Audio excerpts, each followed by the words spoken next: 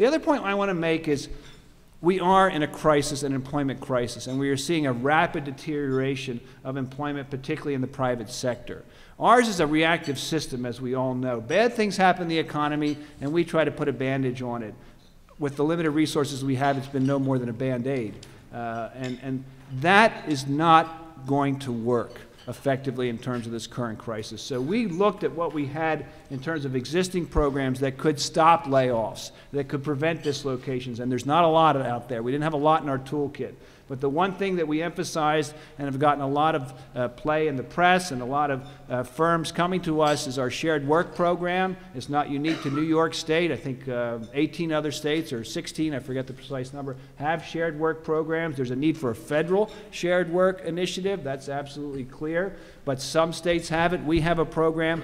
It's pretty straightforward. Rather than laying off 20% of your workforce, for example, you could reduce everyone's hours by 20%. So people are only working 80%. They go on unemployment insurance for that reduced time, for that 20% that they're not working. They go on UI, so they do get some compensation to help mitigate their loss. It's not a one-for-one. They're still taking a hit in terms of compensation, but they keep their jobs and they keep their benefits.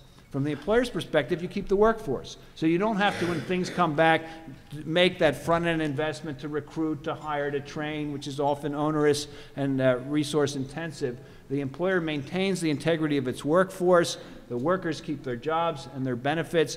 And as of yesterday, because we did a lot of press conferences a couple weeks ago to help publicize the program, in New York State we have 111 employers throughout our state, for-profit and not-for-profits, and almost 4,000 workers already in shared work, and we think that number is going to grow significantly as we move forward. So those types of layoff aversion, stop the bleeding programs are something that I think we all should emphasize and look to. We're happy to share any information folks would like about our program. Other states have it, but it's one of those kind of like underutilized, not really well-known initiatives that is exactly what's needed in terms of the current crisis from our perspective. Bruce, is there an automatic connection to training that happens with it? Well, we want to build that. So what we don't have now is that connection. So what we're trying to build through our training program, which allows for extended unemployment insurance while people are in training, it's $5.99 is the number that identifies the program in New York State. We're trying to now meld that with shared work such that not only do people go on UI for those reduced hours, but they also gain access to skills training. That's the next logical step in terms of the program, and that's really, I think, what's needed.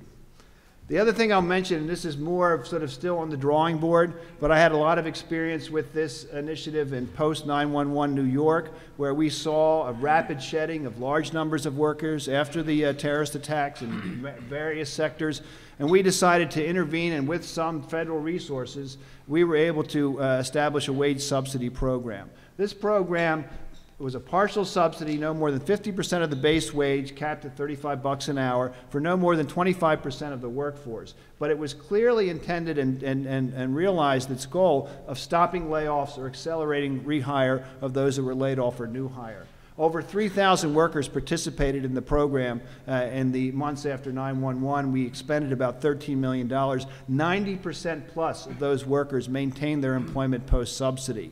It's not an entirely analogous situation, the crisis we have now, to 9/11. We probably need longer period of income support and whatnot, but that is absolutely essential in our opinion because we will not have the private sector capacity to grab the recovery money and use it effectively if things continue to deteriorate at the rate that they are. We are losing 500,000, 600,000 jobs a month. That also means hundreds of firms are going bust as well, and particularly in the industries that we need to access the recovery money. In our state, for 17 weeks in a row, the largest number of unemployed folks have been construction workers, and I don't think that's unique to our state.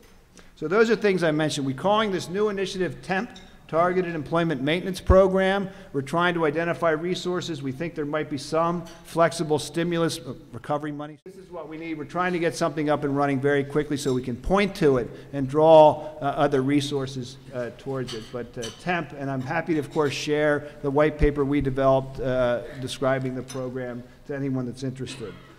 We were very active in the green arena also, in part because our governor, Governor Patterson, this is one of his key focuses as he was a senator, a state senator, and lieutenant governor. And we inserted ourselves at the Department of Labor into that process. The first thing we undertook is trying to define that sort of very nebulous, what is a green job? But more importantly, we embarked upon an inventory of the training capacity that currently exists in our state for green occupations. And we are completing that inventory as I speak. It'll be released in a public document. That is a great piece of information and data that'll show where we have strengths, what we need to build upon, what else we need to invest in. That's kind of the front end data and analysis that's needed as we try to move towards education and training of a green workforce.